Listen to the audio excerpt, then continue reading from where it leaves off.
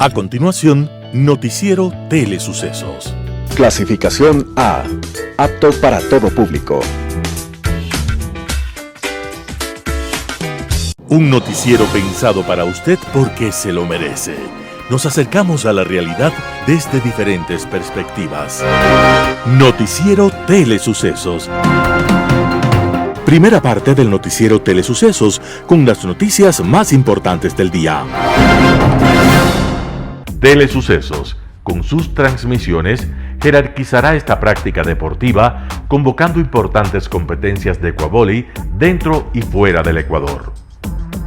Llegando con deportes no atendidos por los medios de comunicación que han concentrado su acción en el fútbol.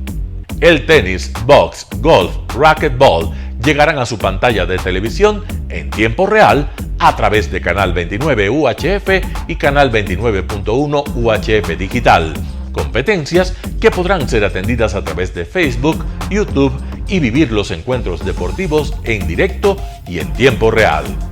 Esté atento a nuestros horarios especiales de transmisión los fines de semana y feriados. Telesucesos, el canal de televisión siempre inédito.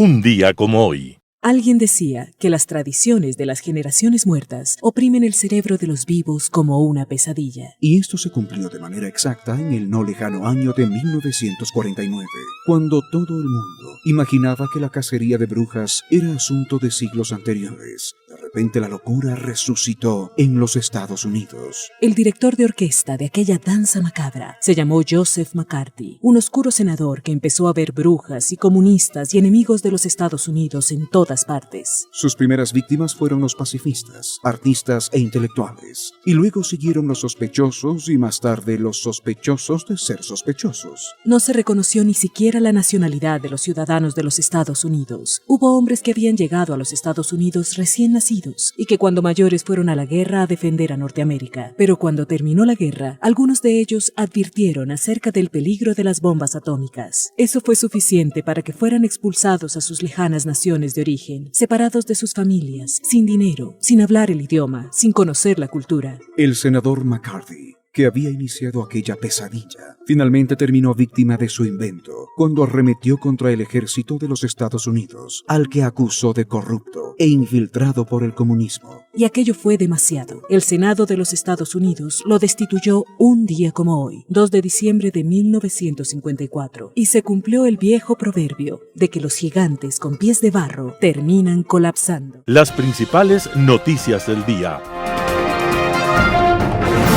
Titulares. Argentina sí le dará asilo a la exministra María de los Ángeles Duarte. Petroecuador declara desierto el proceso para la auditoría de sus balances. Frente Anticorrupción solicita eliminar tablas de consumo de drogas. En el segmento de opinión, proforma presupuestaria 2023. Condonación de deudas. En política internacional, la civilización del espectáculo. Los editoriales serán de Mauricio Gándara, Al borde del caos. Noticias del día. Argentina sí le dará asilo a la exministra María de los Ángeles Duarte. El gobierno de Argentina sí le dará asilo a la exministra de Transporte y Obras Públicas del gobierno de Rafael Correa, María de los Ángeles Duarte, informó el diario El Clarín de ese país. La nota periodística cita una carta del canciller argentino Santiago Cafiero a su par ecuatoriano Juan Carlos Holguín, en la que le indica que Argentina, en ejercicio del derecho que le otorga la Convención sobre Asilo Diplomático de 1954 y de acuerdo a la Convención Americana sobre Derechos Humanos, concede el asilo diplomático a la señora María de los Ángeles Duarte Pesantes. Duarte fue condenada a 8 años de cárcel por cohecho como parte del caso Sobornos 2012-2016, en el que también están sentenciados Correa y otros funcionarios de su gobierno. La exministra se halla refugiada con carácter de huésped por razones humanitarias en la Embajada de Argentina en Quito desde agosto del 2020. Está allí desde entonces con un hijo menor de edad. El diario Clarín indica que la exfuncionaria está casada con un ciudadano argentino que adoptó al niño y le dio la ciudadanía de este país, y es otro factor del argumento oficial. El medio indicó que el embajador argentino en Ecuador, Gabriel Fuchs, le entregó a la Cancillería ecuatoriana la carta firmada por el canciller Cafiero el pasado jueves 1 de diciembre. Petroecuador declara desierto el proceso para la auditoría de sus balances. La petrolera estatal Petroecuador informó que el proceso de contratación de auditoría externa de sus estados financieros fue declarado desierto. El proceso busca un control externo a los estados financieros de la empresa en los años 2019, 2020 y 2021, con la finalidad de que se clarifique y ordenen las cuentas de la empresa pública. En un comunicado, Petroecuador señaló que el proceso estaba previsto llevarse a cabo con un crédito reembolsable del Banco Interamericano de Desarrollo para fortalecimiento institucional, para lo cual se suscribió un convenio subsidiario con el Ministerio de Energía y Minas, a fin de que la petrolera haga uso de los recursos para esta contratación. Al ser un proceso financiado con fondos de cooperación internacional, la contratación debía acogerse a lineamientos establecidos por el organismo internacional. Es así que fueron invitadas al proceso las auditoras catalogadas como Big Four, que corresponden a las más grandes auditoras a escala internacional: PricewaterhouseCoopers, KPMG, Ernst & Young y Deloitte & Touche, las cuales en un primer momento debían presentar las ofertas hasta el jueves 10 de noviembre. Sin embargo, debido a una solicitud de ampliación del plazo, la nueva fecha para la presentación de las ofertas fue establecida para el 18 de noviembre de 2022. A pesar de la ampliación del plazo y haber solventado dudas de algunas de las auditoras invitadas, dijo Petroecuador el 18 de noviembre que no se recibió ninguna oferta. En este sentido, de acuerdo con lo establecido en la Ley Orgánica del Sistema Nacional de Contratación Pública, artículo 33, literal A, el proceso se declarará desierto por no haberse presentado ninguna oferta. La auditoría es una de las metas que el gobierno debe cumplir dentro del acuerdo que mantiene con el Fondo Monetario Internacional para recibir desembolsos. Frente Anticorrupción solicita eliminar tablas de consumo de drogas. El Frente Parlamentario Anticorrupción envió una solicitud al presidente de Ecuador, Guillermo Lasso, para la eliminación de la tabla de consumo de drogas. El documento enviado el jueves 1 de diciembre del 2022 está firmado por 12 asambleístas que hacen un llamado al gobierno nacional para que elimine la tabla de consumo de drogas vigente en Ecuador y crear una política que se oriente a la prevención. Esta tabla está vigente desde el 2013. A través de diferentes reformas, el objetivo ha sido sancionar el tráfico ilícito de mínima, mediana, alta y gran escala de drogas dentro del territorio nacional. A través de esta tabla se determinan los niveles de porte y consumo, diferenciar así a los consumidores, microtraficantes y narcotraficantes. El grupo de legisladores miembros del Frente recordaron al jefe de Estado que las tablas fueron emitidas en su momento por el Consejo Nacional de Control de Sustancias Estupefacientes y Psicotrópicas, CONSEP, sobre la base de las disposiciones legales contenidas en el Código Orgánico Integral Penal, COIP, y que en la actualidad el ejercicio de esta facultad corresponde al Ministerio del Interior. Entrevista del día. La mañana de este viernes, Karen Sichel, en Radio Sucesos, ella es asesora jurídica de la Presidencia, habló sobre los avances en la consulta popular. Escuchemos lo que dijo. La Corte Constitucional negó las últimas 3 preguntas que envió el Ejecutivo, pero ya el CNE al menos anunció que esta consulta se va a dar en concordancia con, a la misma vez que las elecciones seccionales. ¿Cómo toman ustedes de la Presidencia esta noticia? Y bueno, ¿qué esperar de esta consulta popular que se nos viene ya en febrero? Bueno, nosotros desde la Presidencia estamos muy contentos con la papeleta de votación que ya se está armando por parte del Consejo Nacional Electoral. En efecto, esta semana fuimos notificados con los 2 últimos pronunciamientos de la Corte, tanto respecto de la propuesta de reforma parcial para que pueda ser tramitada por la Asamblea Nacional, esto es sobre las Fuerzas Armadas y la Policía Nacional y su labor complementaria para que puedan combatir el crimen organizado, tanto como las preguntas que estaban restantes sobre el contenido de la consulta. Con eso nos vamos con 8 preguntas de referéndum constitucional, es decir, que buscan modificar y alterar la Constitución, que están planteados sobre 3 ejes, que son seguridad, más representatividad y el cuidado del medio ambiente. Así que creemos que tenemos 8 preguntas que son bastante complejas porque son profundas, de las cuales es importante que los ecuatorianos se informen para tomar la decisión el siguiente 5 de febrero. Y los ecuatorianos van a tener que votar pregunta por pregunta, así que es importante que conozcan el contenido de cada una de estas preguntas. Y bueno, gracias Karen por esa introducción, y también el Consejo Nacional ha dicho que va a ser en un formato A3 las 8 preguntas y que los anexos estarán en el reverso. Entonces es importante también, Karen, que la ciudadanía lea previamente esos anexos. Bueno, sí, es importante, es importante que la ciudadanía lea los considerandos, la pregunta y los anexos. Particularmente los considerandos están escritos de una forma objetiva y contienen mucha información reducida y resumida de la investigación que se hizo por parte de la presidencia. Y le dan el contexto y la información que necesita el elector para poder decidir. Los anexos que históricamente en el Ecuador se han utilizado como un mecanismo para engañar a los ecuatorianos han pasado los controles estrictos de la Corte Constitucional, y en los anexos básicamente concuerdan con la pregunta. Y permítame explicar por qué son necesarios anexos. Como nosotros vamos a modificar artículos de la Constitución, es importante que nosotros en el anexo simplemente se establece cuál es el artículo, el texto final del artículo que estamos modificando. Eso es todo de los anexos. Históricamente y antes en otras consultas, claro, en los anexos se incluían reformas que no se incluían en la pregunta, pero precisamente por esto es que la Corte ha hecho varios controles y ha determinado que en efecto lo que dice la pregunta es lo que dice el anexo. Entonces, si es que hay personas que no leen porque los anexos finalmente son documentos legales, son artículos legales, pero la pregunta ya contiene todos los elementos para que dicen los anexos. Entonces, yo diría que lo más importante es que se entiendan con los considerandos, porque en los considerandos se establece la información necesaria para que se contextualice el problema. Pongamos un ejemplo. Digamos que vamos a hablar sobre la primera pregunta, la pregunta de la extradición. Entonces, muchas personas quizás no conozcan cuál es la extradición, por qué se requiere el cambio constitucional, cuáles van a ser los efectos de la extradición, cómo opera la extradición en otras legislaciones. Todo eso contienen los considerandos. Por ejemplo, en este caso, que la extradición es un mecanismo para luchar contra la impunidad, que el crimen organizado transnacional es un enemigo y es un mal que ataca a todos los países del mundo.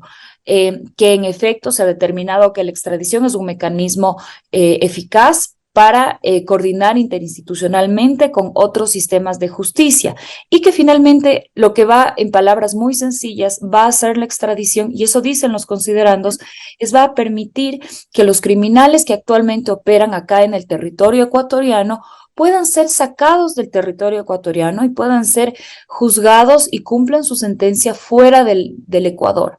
Entonces, esta información, este contexto importante lo tienen los considerandos, y claro, en los anexos lo único que cuentan es lo que va a pasar, que es que el artículo 79, en este caso de la Constitución, será modificado de acuerdo a lo que establece la pregunta.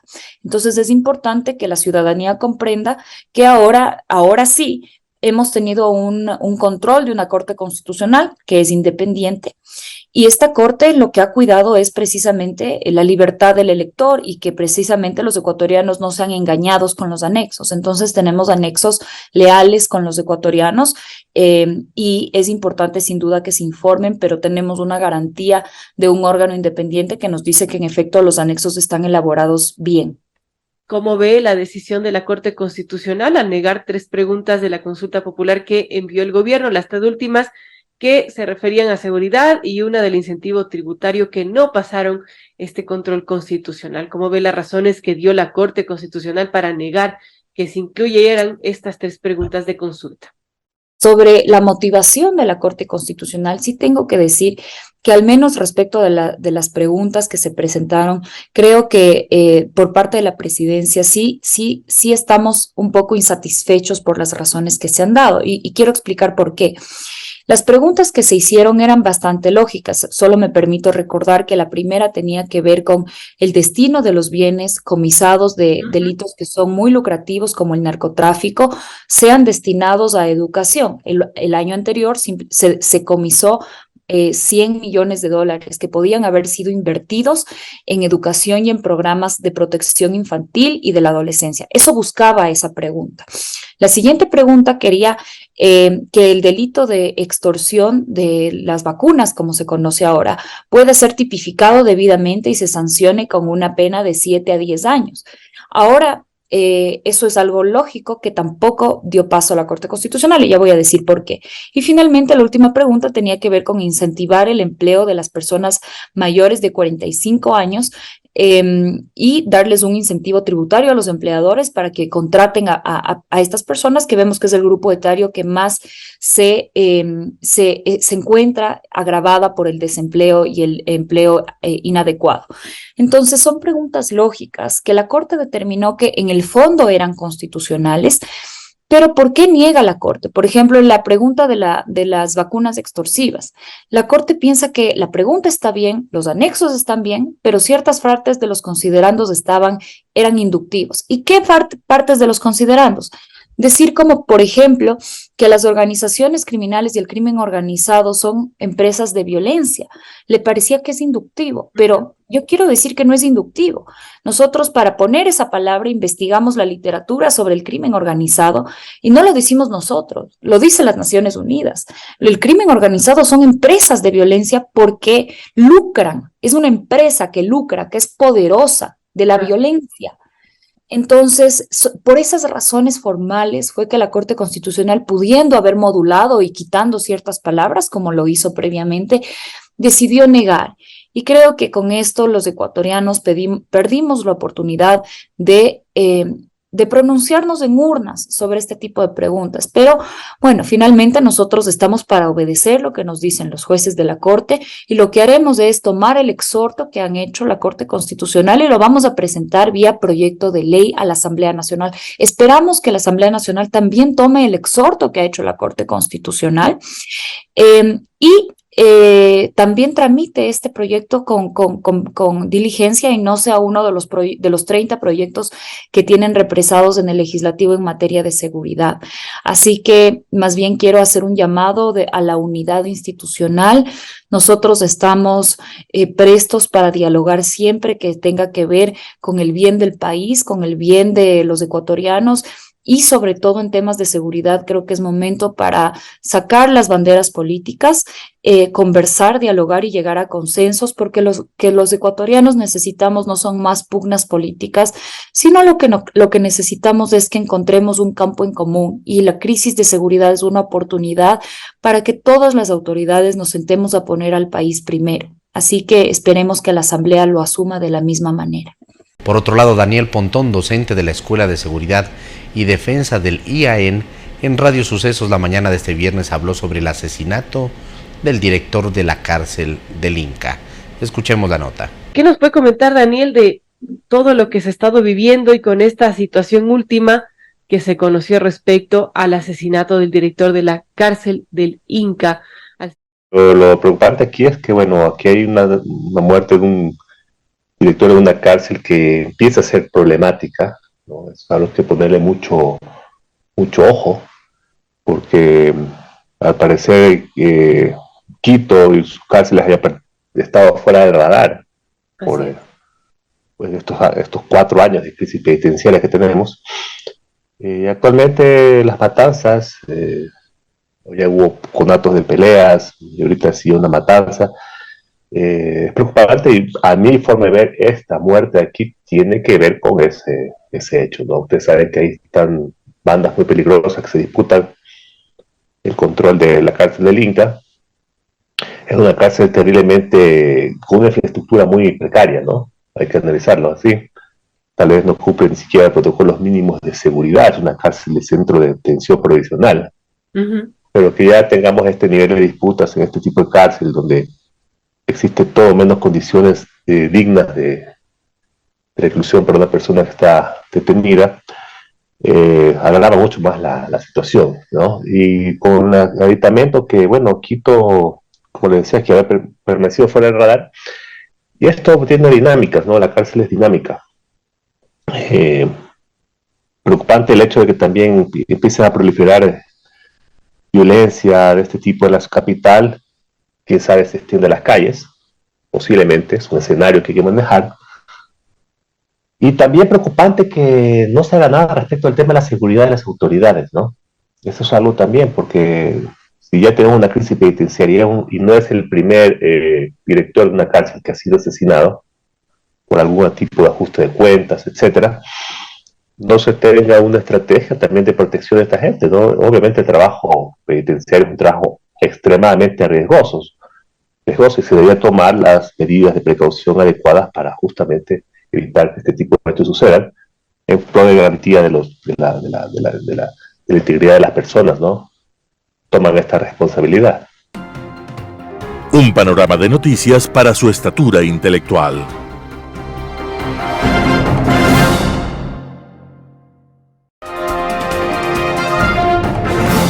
Opinión. Estimados amigos y amigas, gracias por estar con nosotros en este programa de Telesucesos. Hoy vamos a comentar un tema que está siendo discutido en el país por muchas personas, entre ellos sencillamente las personas de Fenocin, las personas como los grupos indígenas y otra serie de asesores, economistas, no economistas, de los grupos sociales, muy respetables estos, tanto que son miembros, pues mucha gente que le llaman los montubios de la costa ecuatoriana, los indígenas en la sierra ecuatoriana, gente toda respetable, sus dirigentes y todos sus miembros. Y el tema es sencillamente la condonación. En las mesas de diálogo que ya terminaron, el gobierno ecuatoriano, equivocadamente en mi juicio personal, aceptó condonar $3,000, hasta $3,000 las deudas que puedan tener pues una serie de pequeños agricultores, sencillamente pequeños industriales, etcétera. Todos los deudores, no importa quiénes sean en el país, ¿sí? Al principio se comenzaba a discutir de que sea toda la banca privada y la banca pública, es algo absurdo. A la banca privada no se le puede ordenar desde el gobierno ni desde ningún elemento del poder público a que pierdan plata, ¿sí? Porque son privados y se someten a las leyes privadas. Guía toda la administración privada de los recursos de los depositantes. Por luego se ha concentrado el análisis en la banca pública, fundamentalmente lo que era el Banco Nacional de Fomento anteriormente, que se llama Ban Ecuador, y lo que es la Corporación Financiera Nacional. Pero aparte de los $3,000 que el gobierno aceptó, el señor de Fenocin, el señor Espinosa, sencillamente, acompañado de todos sus asesores y de los otros grupos representantes de los indígenas, como el señor Isa y sus asesores, dijeron, tiene que ser hasta $10,000, porque el gobierno se comprometió también y hay una ley vigente para ese propósito y que el gobierno no está cumpliendo. Y naturalmente ese es un error de los dirigentes. Es muy fácil pedir un préstamo de $10,000 a Ban Ecuador, que antes se llamaba Banco Nacional de Fomento, para la Corporación Financiera Nacional. Y luego decirle, mi amigo, no te puedo pagar, así que rompe y destruye todos los pagarés que yo te he firmado. Amigo, esto no es así, no es así. La banca pública, por más que sea pública, no puede ser conducida a una situación financiera más grave de la que tienen. Por ejemplo, ¿cuál es la cartera de crédito aproximada de estas dos instituciones? Aproximadamente $3,000 millones. 1.500 del uno, 1.500 del otro. Hay pequeñas diferencias entre los. Hablo de la cartera bruta. ¿Cuánto es la cartera vencida? La cartera improductiva, la cartera que no genera interés. En lo que es Ban Ecuador es el 22%. Imagínense, de cada dólar de cartera de crédito de 1.500 aproximadamente millones de dólares, que es la cartera bruta, al sector privado, sencillamente 22 centavos no se cobran. No se cobran. Y en la Corporación Financiera Nacional es peor el asunto, el porcentaje de vencido de cartera improductiva es peor. Y esto refleja ¿qué cosa? Una condición financiera sumamente delicada de esas dos instituciones. Y no están cumpliendo sus funciones. porque cuando uno ve los 1.500 millones de carteras de crédito al sector privado en estos últimos meses y compara hace un año, ve que prácticamente no ha crecido la cartera de crédito y la agricultura requiere más crédito a largo plazo y en condiciones más interesantes que da la banca privada en términos de tasas de interés, igual que lo que es el Banco Ecuador. Las dos instituciones fueron creadas en muchas décadas anteriores para el financiamiento del desarrollo agrícola y el financiamiento del desarrollo industrial ecuatoriano. Y la fusión que ha sido anunciada por el gobierno es totalmente un error, porque son dos funciones radicalmente diferentes. Pero en todo caso, mi amigo, el hecho, escúchenme bien, queridos amigos, de decir hasta $10.000 debe ser eliminadas las deudas en esas dos instituciones de la banca pública, sencillamente es error. Y luego ya el señor Isa, si mal no recuerdo, con sus asesores, y el señor también de la FENOCIN dice, tiene que ser incorporado también a la Banco del Seguro Social Ecuatoriano, que el Banco del Seguro también pierda $10.000 con todos los clientes que tiene. Eso es un absurdo, es una verdadera irracionalidad y no se puede permitir aceptar esa irracionalidad. Los dirigentes, los señores de FENOCIN, como los señores, otros dirigentes de los indígenas en la Sierra Ecuatoriana y otros grupos sociales, respetables todos, sencillamente tienen que ponerse en la posición de decir, no es posible aceptar lo que estoy pidiendo. Imagínense lo que es pues, ir a la corporación, vuelvo a repetirlo, al banco de la que era el Banco de Fomento, pedir $10.000 y luego decir no te puedo pagar, rompe todo, todos los pagarés, etcétera, etcétera, devuélveme las hipotecas, devuélveme las garantías, etcétera, etcétera. Esa es una irracionalidad. No se puede lanzar a la quiebra a la banca pública ecuatoriana. Ya la situación financiera de la banca pública es sumamente delicada y el gobierno y los nuevos gerentes que tiene esas entidades tienen que dedicarse a restaurar la confianza en esas dos instituciones, a restaurar la solidez financiera. Y para eso también el gobierno tiene que cooperar capitalizando a esas dos instituciones. Hay que capitalizarlas. Y ese recurso tendrá que venir del presupuesto general del Estado, que también, señores, tiene una situación sumamente delicada. Pero amigos, es imposible aceptar lo que piden pues todos estos caballeros o estas damas. Y los asesores, economistas o no economistas, están cometiendo un error en desorientar al país. Gobierno ecuatoriano, no puedes aceptar. Y aquí permíteme decirle que el señor ministro de Finanzas me parece acertada su observación, es decir, no podemos bajo ninguna circunstancia aceptar condonar hasta $10.000. Eso no es posible y no es posible. Y yo espero que el gobierno evite aceptar esta situación que es última, pedido por estas series de caballeros. Vuelvo a repetir, todos esos caballeros respetables, hombres o mujeres, no importa si son asesores, son miembros de esas organizaciones sociales. Es imposible, no se puede y no se puede. Y el gobierno, le digo, no cometas ese error. Y el presidente, que ha sido banquero, sabe las consecuencias de eso, si es que acepta condonar en la banca pública sencillamente hasta $10.000 mensuales. Amigos y amigas, no es posible. Y si fuera posible, hay que preguntarle a estos señores, bueno, permitan ustedes aumentar el impuesto, pues los impuestos, el impuesto del IVA, sencillamente para esa manera, pues financiar lo que ustedes están pidiendo en la banca pública. Pero no se puede permitir eso. No se puede regalar la plata, porque lo que quieren es que se regale la plata. Lo que hay que hacer es reprogramar caso por caso cada uno de los problemas que puede tener un cliente de Ban Ecuador o un cliente de la corporación financiera. Reprogramar. Y si es necesario, sencillamente reducir la tasa de interés. Pero ese es un tema de caso por caso. No se puede hacer una cosa general. No se puede. Un absurdo, una irracionalidad. No se puede. El gobierno ecuatoriano no puede acoger esa sugerencia. Sería un error grave que el presidente, que ha sido banquero y que tiene su formación de banquero, pueda aceptar por presiones políticas. Esas dos instituciones, el gobierno del señor Correa, se politizaron y desde allá viene toda una situación financiera sumamente complicada y grave de estas dos instituciones. Amigos, la agricultura, igual que la industria, necesitan más recursos en condiciones más aceptables, más adecuada de lo que da la banca privada. La banca privada está haciendo su papel y está fortalecida y está sólida y líquida. Pero sencillamente la banca pública necesita un auxilio adicional desde el punto de vista de no politizarla, y sencillamente administrarla adecuadamente. No se puede dar crédito a cualquier persona, ni a cualquier empresa. Hay que hacer un análisis concienzudo, objetivo, concreto, práctico, técnico, de lo que es un proyecto de inversión pequeño o mediano, para que puedan estas dos instituciones decir, sí, voy a correr los riesgos. O sencillamente de una persona natural que es empresaria, sencillamente hay que saber quién es, qué negocios tiene, cuál es la sostenibilidad y la solvencia de esa persona natural o esa persona jurídica y cuáles son sus proyecciones hacia el futuro, a los efectos de saber si van a tener la capacidad para devolver el dinero que se les presta, ¿sí? Porque lo contrario, prestar por prestar, amigos, eso implica recorrer un camino para que la situación de la banca pública se vuelva mucho más complicada y mucho más difícil.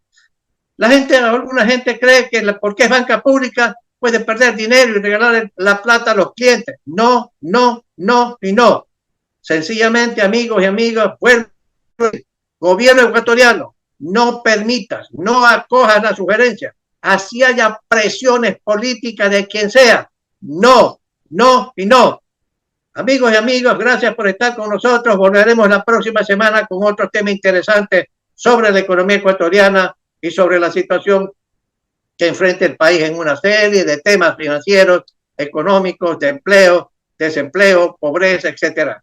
Gracias nuevamente. Hasta la próxima semana. Poder Ciudadano con el doctor Patricio Quijón. Proforma presupuestaria 2023. Cuando los gobiernos hacen ofertas de solución a los distintos problemas sociales, estas pueden verificarse exclusivamente revisando la denominada proforma presupuestaria, que no es otra cosa que la carta de navegación de las prioridades en el gasto o inversión públicas. Aquí se fijan las metas, los objetivos concretos. El presupuesto general del Estado es un documento dinámico, conforme lo establece la Constitución en su artículo 292 y el Código Orgánico de Planificación y Finanzas Públicas en el artículo 77. El Ministerio de Economía y Finanzas entregó el documento para el ejercicio económico del año 2023, contemplando un monto total de 31.503 millones de dólares de los Estados Unidos de Norteamérica, la proforma del presupuesto general del Estado enviada para su análisis a la Asamblea Nacional por el gobierno del presidente Guillermo Lasso a través de su ministro de Economía y Finanzas, economista Arosemena, contempla una inversión social de 15.276 millones de dólares, destinándose 1.307 millones para bonos que deben ser entregados a personas sin trabajo y en estado de pobreza. 3.109 millones de dólares se dirigirán a la seguridad social, de los cuales 2.355 millones serán destinados al pago de deudas pendientes con el Instituto Ecuatoriano de Seguridad Social. El ministro Arosemena ha declarado que en la proforma se puede visualizar el esfuerzo que efectúe el gobierno nacional en dirección de incrementar la atención social, así como la disminución del déficit fiscal. El documento que está siendo analizado por la Asamblea Nacional asigna 3.882 millones para el Sistema Nacional de Salud, así como la suma de 4.031 millones de dólares para educación inicial, básica y bachillerato. De esta manera se busca dar cumplimiento a la norma constitucional que prevé un incremento del 0.5% respecto al Producto Interno Bruto en esos campos. En cuanto al presupuesto total para el rubro de seguridad, llega a 3.365 millones, contemplándose además un rubro de 1.871 millones de dólares para obras de vialidad, educación, salud, defensa nacional, agricultura, inclusión social, entre otras.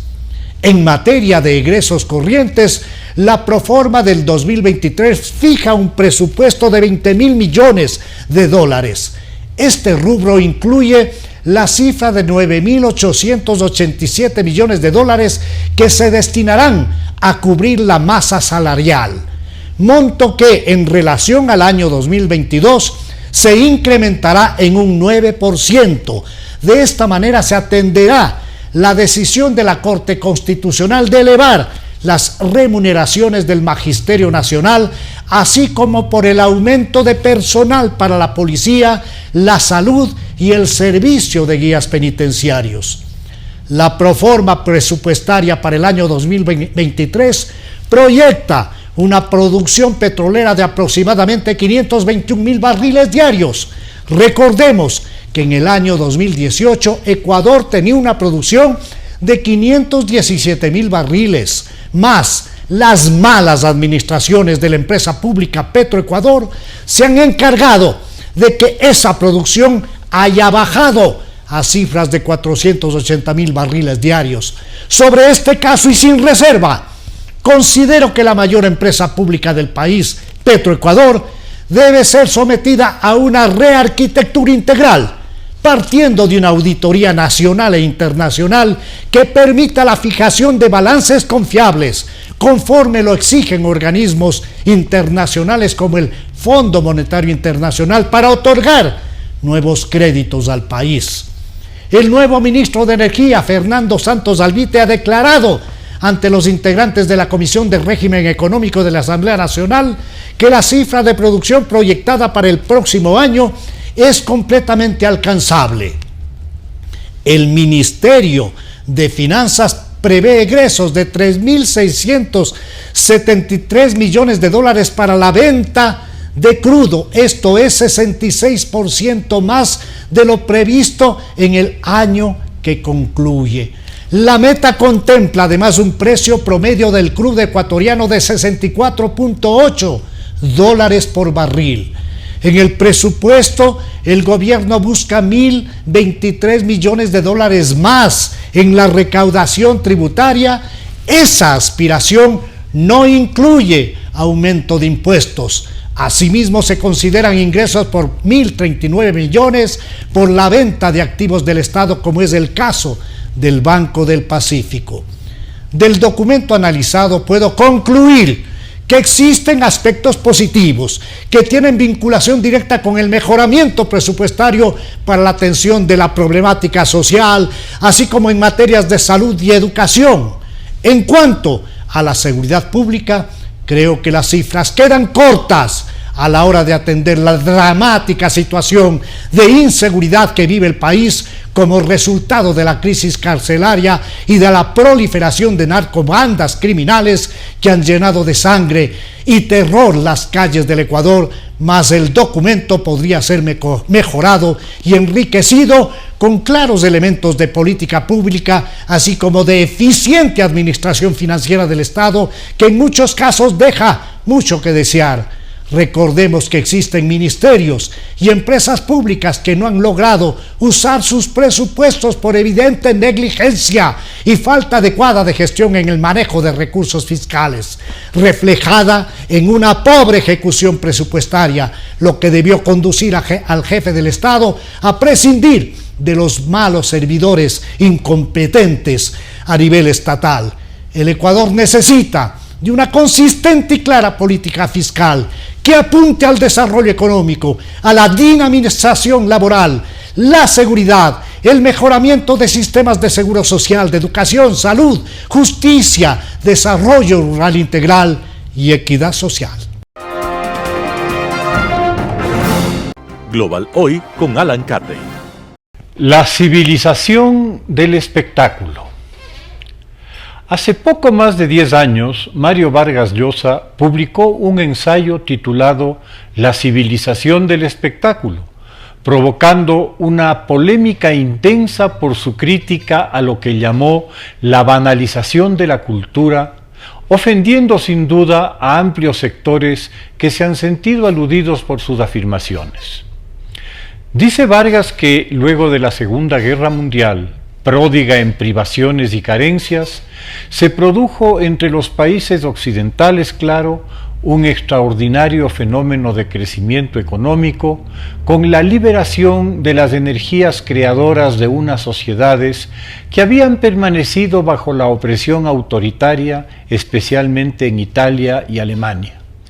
Esa prosperidad, tras tantos años de guerra y escasez y racionamiento, dio lugar a una serie de cambios sociales profundos y a un deseo de recuperar tanto tiempo perdido en los conflictos para poder volver a disfrutar de placeres y actividades de las que habían estado privados por décadas.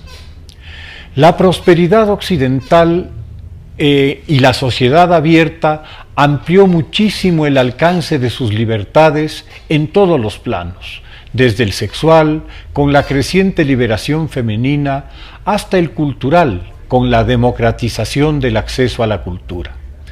Vargas sostiene que, en buena medida, se ha perdido la influencia de la crítica como filtro de la actividad cultural, reemplazada por la publicidad. La consecuencia, tanto en el arte y la cultura como en el plano científico, ha sido la desvalorización de quienes, por sus estudios y conocimiento, están llamados a dar orientación sobre sus respectivos campos. En el periodismo, esto resulta aún más evidente ante la avalancha de las plataformas digitales, cuya propia naturaleza excluye la posibilidad de formular una opinión crítica sobre la información que circula con escasa o nula verificación. Sin duda, el mayor interés del público radica en las noticias de farándula, mientras más escandalosa y cruda, mejor. El espectáculo en la pandemia. La pandemia del COVID-19 demostró hasta qué punto el socavamiento de la credibilidad científica había llegado. Recordemos las redes repletas de teorías conspirativas, de anuncios de remedios milagrosos prohibidos por los gobiernos en contubernio con las empresas farmacéuticas, de antivacunas que paladinamente afirmaban que con ellas venía un chip para controlar a la población, etc. Lo sorprendente no era la publicación de tales noticias, sino el amplísimo crédito que alcanzaban entre el público. Releí unas crónicas escritas durante la famosa peste negra que mató al 35% de la población europea entre 1348 y 1352, sorprendiéndome por la similitud de las explicaciones que se proponían.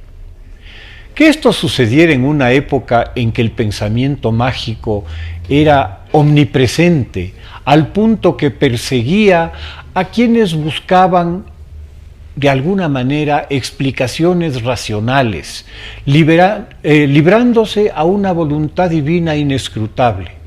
Eso en esa sociedad era incluso entendible. Que tal circunstancia se produzca en el siglo XXI es insólito. Que por ahí circulen aún teorías terraplanistas que hace 2500 años fueron rebatidas por Eratóstenes, pensador y matemático griego, por medio de una vara y su cerebro. Resulta desalentador al decirlo menos. Eratóstenes está muchos siglos por delante de estos cuasi analfabetos modernos. Ciertamente, Vargas señala muchos aspectos válidos en su ensayo, como la mercantilización de la cultura, manipulada por una publicidad omnipresente que fabrica y destruye ídolos efímeros para reciclar rápidamente el producto. La literatura necesariamente se debe adaptar a un público cada vez más elemental.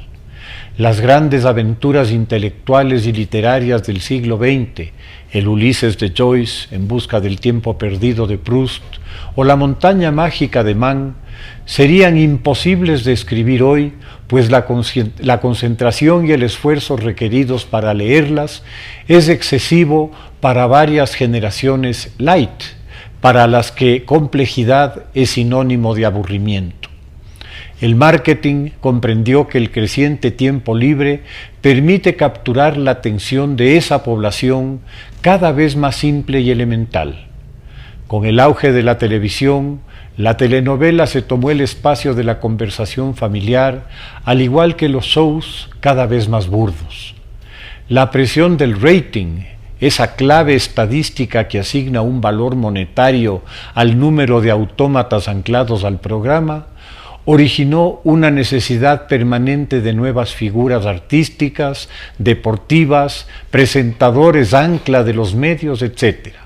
La competencia por esas figuras se volvió una espiral del absurdo. El ridículo precio por las figuras deportivas es un insulto a la extrema pobreza de millones que curiosamente admiran y vivan a estos ídolos. La loable historia de la vida del senegalés Mané, que sostiene la escuela, el hospital y con 70 euros mensuales a cada habitante de su pueblo de origen, ilustra la brecha. Otros deportistas y artistas mantienen beneficencias parecidas y qué bien por ellos, pero las astronómicas cifras que rodean el negocio del espectáculo como que se han salido de control. El ingreso anual de Mané pagaría el salario de un año de 6.000 médicos pagando $1.000 mensuales a cada uno. Lo que vale la selección inglesa pagaría con el mismo sueldo a 1 millón de profesores en el mundo menos desarrollado. El sueldo de Mbappé pagaría la alimentación de 70.000 personas por un año. Similares observaciones se pueden hacer a otros deportistas en otros campos del deporte, al igual que a cantantes y artistas de moda. No parecería que Vargas Llosa esté muy descaminado en sus apreciaciones, pero su problema es evidente. Su ensayo, sin ser muy complejo, ya lo es para un enorme porcentaje de los posibles lectores que deliran por una Madonna, un Messi o un Bugs Bunny. El Mundial de Qatar ha permitido, pese a las infantinas cortinas de humo de la FIFA, constatar como muy graves negligencias en básicas medidas de seguridad industrial costaron la vida de unos 400 obreros migrantes durante la construcción de los escenarios. Las críticas a la dirigencia de la FIFA han quedado más que justificadas y la postura servil de Infantino, al impedir con amenazas que varios equipos puedan apoyar causas que para ellos son importantes, ha retratado de cuerpo entero. Les resultará políticamente incorrecto expresar alguna condena por el brutal asesinato por parte de los sicarios de la teocracia iraní de un ciudadano que osó festejar la eliminación de Irán. Cuando los intereses y las ambiciones son el norte de cierta dirigencia, la credibilidad de las instituciones se derrumba. Nada raro será escuchar más y más voces que busquen una alternativa ética para administrar los asuntos del rey de los deportes. La adjudicación del Mundial a Rusia en 2018, pese a sus acciones dictatoriales, fue el antecedente de Qatar. Tal vez el próximo Mundial será en Irak. Volviendo a Vargas Llosa, parecería que el Coliseo romano cada día está más cerca nuestro, en casa o en el café de la esquina. Vemos cómo los nuevos gladiadores se vuelven semidioses cuyos pecadillos son el único condimento para unas vidas vacías. ¿Cómo poder comparar a un Maradona con un científico que encuentra la vacuna para el COVID? Al fin y al cabo, científicos hay muchos y cada año les dan el premio Nobel. Maradona hay uno solo y está a la izquierda del padre, pues es zurdo. Ave César. Muchas gracias. Editorial. Al borde del caos, Mauricio Cándara, El Universo. El país está asistiendo a un denigrante y peligroso enfrentamiento entre poderes del Estado por el dominio del Consejo de Participación Ciudadana y Control Social para, con ese dominio, designar a los titulares de los organismos de control. Es denigrante porque en esa disputa salen a la luz los más bajos instintos y es peligroso porque las maniobras empleadas por los contendientes arriesgan la estabilidad de la República, su prestigio internacional y mantendrán por las nubes el riesgo país. Lo que al principio pudo parecer un mero enjuiciamiento político por la mayoría parlamentaria de la Asamblea a 4 miembros, del Consejo de Participación para destituirlos y simplemente reemplazarlos por suplentes y con ello recuperar la mayoría perdida, está yendo mucho más lejos, porque la mayoría destituida del Consejo ha recibido del gobierno un respaldo que lo ha llamado en términos casi diplomáticos reconocimiento, como que se reconoce a un gobierno extranjero y que no sabemos bien qué significa. Así las cosas, es una lucha entre el poder legislativo y el poder ejecutivo. Y los destituidos han recurrido a otra creación de la Constitución de Montecristi, los recursos judiciales de protección de sus derechos. Irónicamente, son estos dos inventos de esa Constitución los que se encuentran en la contienda. El bloque legislativo mayoritario quiere destituir a la mayoría llamada gobiernista del Consejo de Participación y estos se defienden usando los recursos de protección.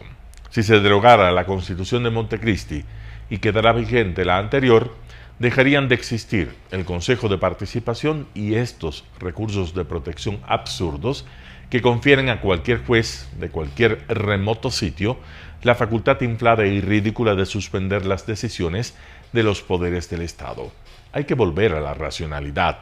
El gobierno tuvo a su disposición varios recursos para evitar lo que estamos viviendo.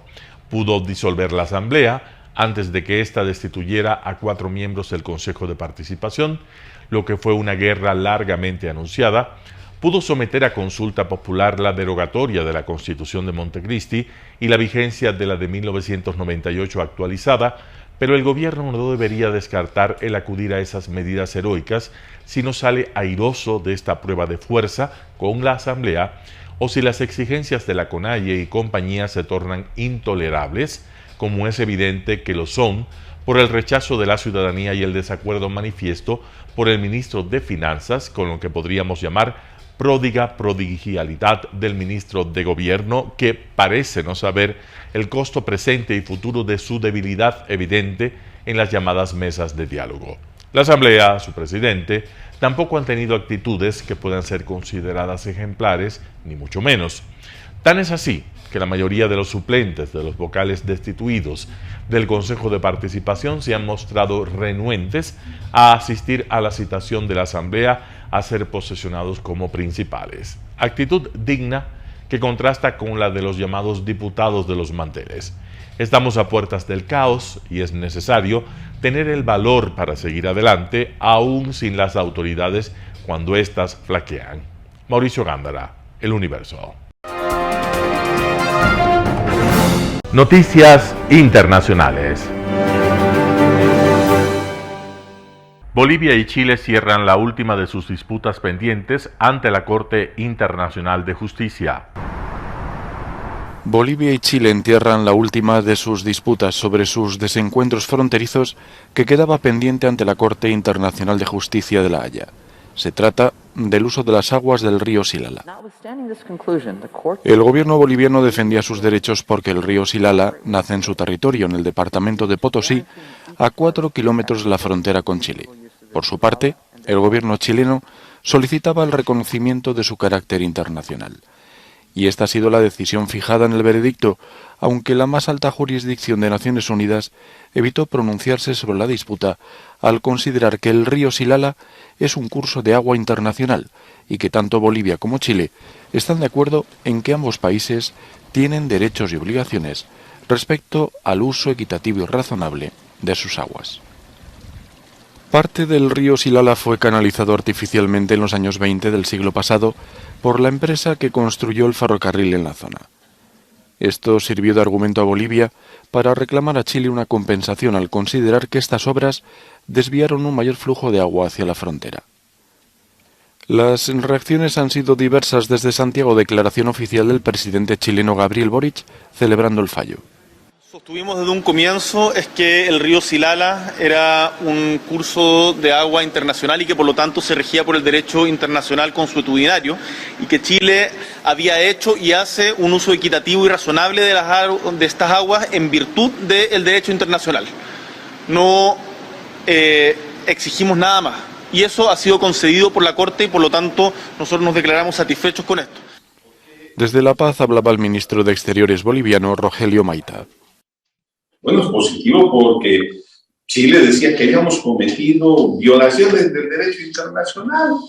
Nos llevó a la Corte diciendo que habíamos transgredido el derecho internacional. El tribunal se ha manifestado. En esto sí falló y dijo que no había prueba. Las disputas se remontan a la Guerra del Pacífico en el siglo XIX, cuando Bolivia perdió su acceso al mar.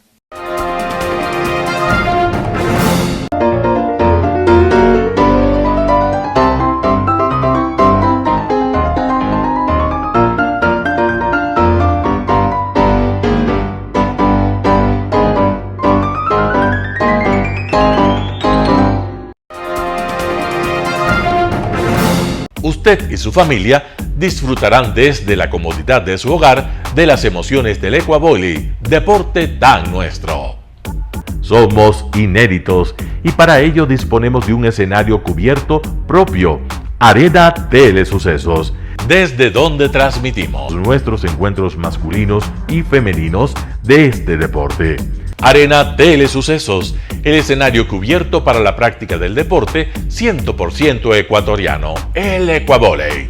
Telesucesos es un canal de televisión que incorpora a su programación manifestaciones culturales y deportivas que marcan la identidad de nuestro país.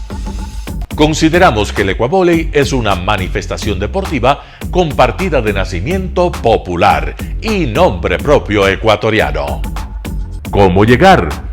Nuestras instalaciones se encuentran en el norte de la ciudad, en un sector de gran crecimiento y desarrollo urbano al que se accede a través de la vía E35, más conocida como la Avenida Panamericana Norte.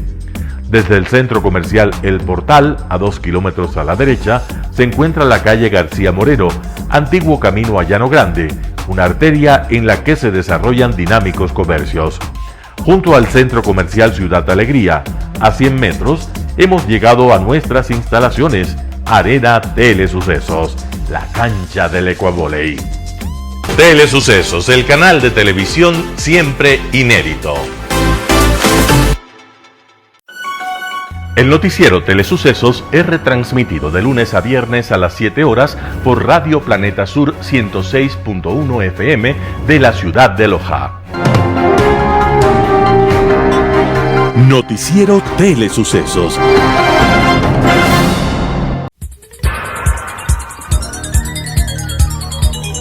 Las opiniones vertidas en este espacio por la producción y dirección del programa son de exclusiva responsabilidad de sus autores y de quienes intervienen en ellos.